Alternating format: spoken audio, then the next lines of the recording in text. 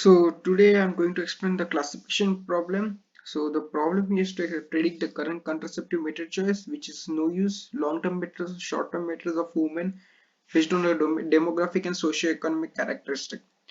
So to perform analysis on this, we need to import Python packages such as NumPy and Pandas. So NumPy is a package which is for numerical calculation. Pandas is a package for data frame manipulation. Next, we are going to import packages such as matplotlib, seaborn, and pandas. Okay, so the matplotlib and seaborn are the visualization packages. Next, we are going to import the packages such as the PCA, that is principal component analysis, one hot encoder, and label binaries for encoding the data, and recursive feature elimination, which is imported from sklearn. sklearn is a machine learning package. So next we are going to import the machine learning model such as which we will be using in this Jupyter notebook, the logistic regression, decision tree classifier, or k-nearest neighbor, bagging classifier, random forest classifier, and gradient boosting, which are ensemble machine learning models. So we are also going to import the accuracy score, which is a matrix which will, with the help of which we will evaluate the model. And next, we are going to import a classification report which gives the confusion matrix. Along with that, it gives the score precision, recall, and F1 score, and grid search CV and random search, which are used for hyperparameter CV. These are all the packages are imported from sklearn, which is a machine learning package or data science package, you can say. And next we are going to import the matrix, as I said earlier, precision, record, and AUC, which is used for classification problem to evaluate the model. So the dataset is all about is a subset of 1986 National Indonesia Contraceptive Prevalence Survey. So the samples are married women who were either not pregnant or do not know if they were at the time of the interview. So I took this dataset from UCI Machine Learning repository, and attribute information can be found as seen in the screen. So there are 10 attributes including the target variable. So the first one is wife age, the second one is wife education. So it has four categories ranging from low to high. The husband education, it has four categories as same as wife education. And the number of children is a numerical variable. Wife religion, maybe it's Islam or non-Islam.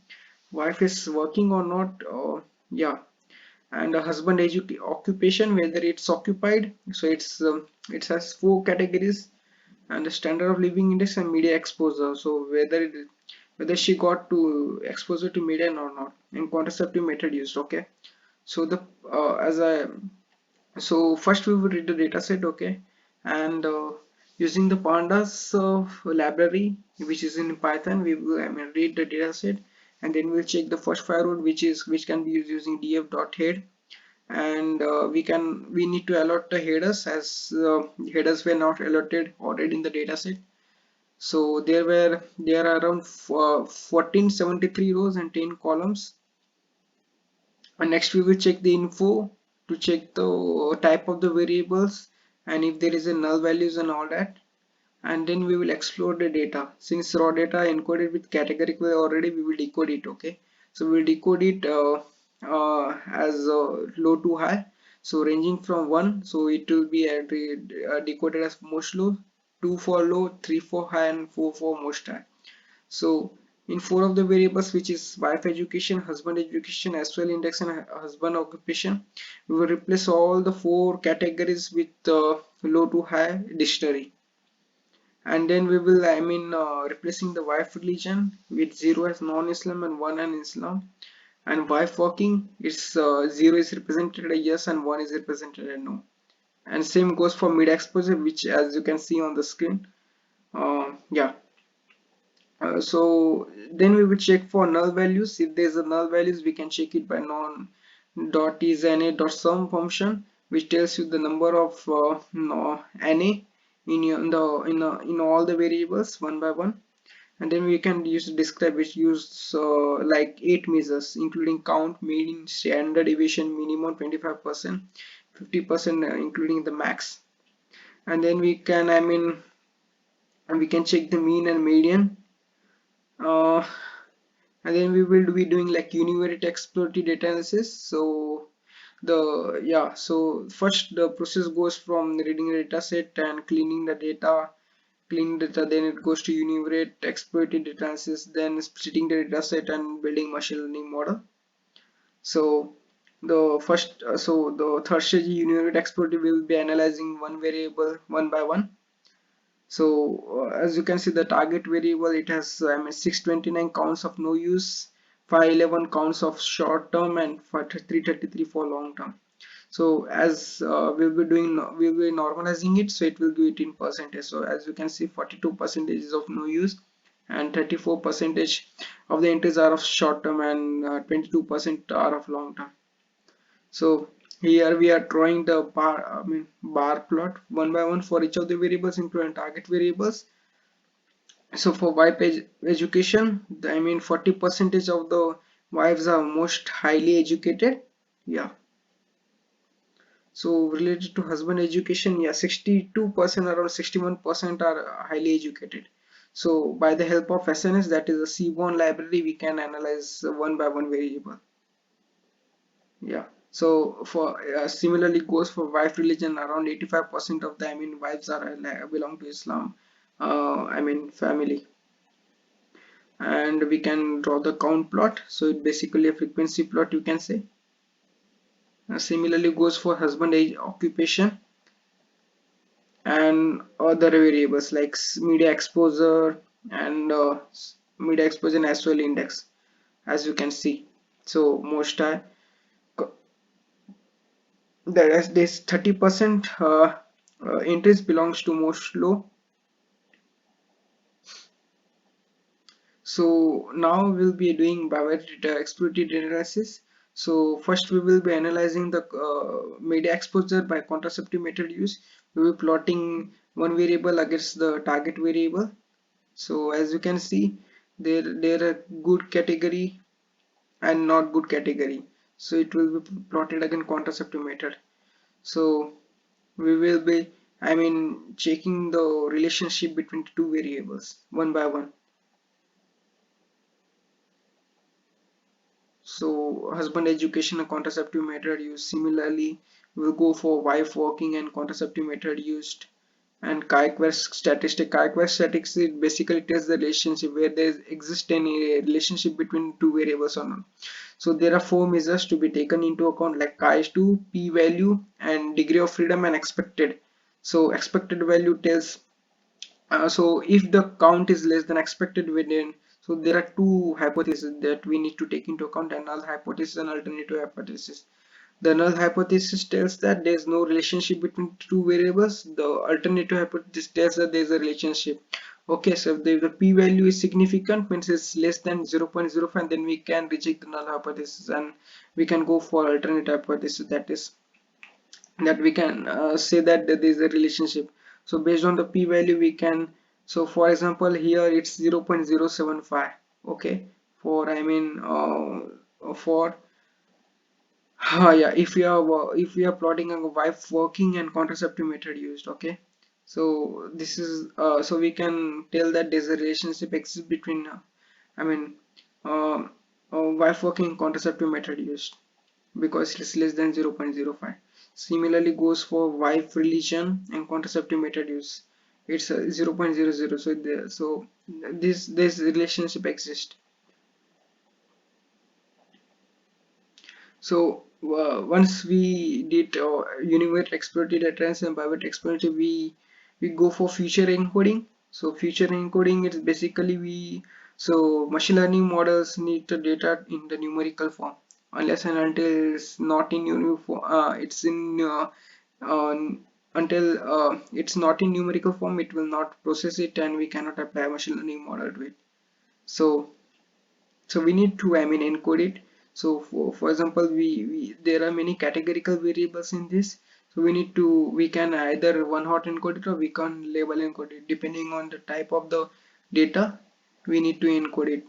So here we are, if one hot encoding it, it basically replaces, so it specifically replaces the categories in each of the variable to either like 0 and 1. It will create, like if there are four categories in a particular variable, it will create four columns. And and for each instance it will, if the particular category is present, then it will give it as 1, otherwise 0. So already we got the data set in encoded form, so we will be using directly it in the machine learning model.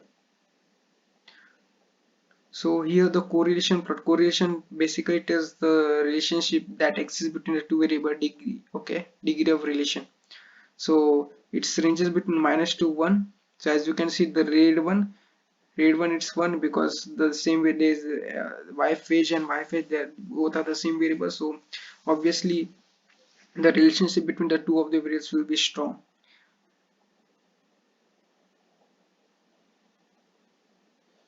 So now the future importance, which tells the features which would be, I mean, important for predicting the target variables, which plays an important role. Okay, so we will be feeding this independent variables into the random forest classifier model, and with the help of feature importance the function, we will be getting the important features that play an important role in predicting the, I mean, target variable. So here we find that wife age, children born, wife education, as well as are the four most important variables which plays an important role. So we'll be considering these variables as most important while predicting the target. So similarly, we can use recursive feature elimination. So it's basically an another method for getting the most important variables. So we will be using logistic regression here. So basically, it's if it's 1, then it's the most important. Otherwise, if it's greater than 1, it's not important in simple sense. So we are using here we are plotting here the number of which of us a cross validation score. So now we will be, I'm splitting the data set in the training and testing set to build a model. So we will be, I mean, defining the target variable in X and defining the independent variables in the Y, and then we will be splitting the data set into 80-20 ratio. So 80 percentage will be belongs to the training data and 20% belong to testing data. And then we will be building the machine learning models. Okay, so for that we will check first the, I mean, the training data. So it's the shape, as you can see, it's 1178 rows are there and 9 columns are there. So now we'll be heading up to 3D models. First we will be using the tree decision tree classifier, which is, I mean, the basic model. So here we'll be using the Gini as a criterion. So yeah, so as we already splitted the data set. Yeah, so the first we will, I mean, define the decision tree classifier, then we will fit it, which is the training process, and then we will predict it on the test set, and we will be using the accuracy score to validate the model, and it's the accuracy comes to be here 45%, approx 46% you can say, and then you will be using entropy as a criterion. So the same process goes while we using entropy as a criterion. We will first define the, I mean, decision tree classifier, then we will fit it, which is the training process, and then we will predict it. So accuracy achieved by using entropy is 53%, and with the help of Gini index is 45%. Is the huge difference between the two of the process used. So we can concentrate on entropy for this problem. So now we'll be using 14 classifier in Python, which combines all of the models which we'll be using here, like logistic regression, decision replacement, k-nearest number, and it will combine it. So for that we'll be first train each of the classifier on the given training data set. So as you can see, the accuracy comes to be 51% is for logistic, 54% for k-nearest, and classification tree it's 48%. Then we will be combining all of the three models, and we will be taking majority vote among them, and we will be weighing all of the three accuracies, and the accuracy which we get after weighing, the voting class gives like 52%. Now we'll be trying like random forest classifier, which will be the basic classifier. and the same process goes like fitting, like training of the model on the training data set. When we predict on the test set, and we will be getting accuracy score, like it's the test accuracy is like 52% I think, which is very decent. In comparison to decision tree classifier, we got an almost an increment like of 4% on random forest. So now we'll be using like hyperparameter tuning. Here the parameter will be tuned so that we can get the best accuracy as much as we can.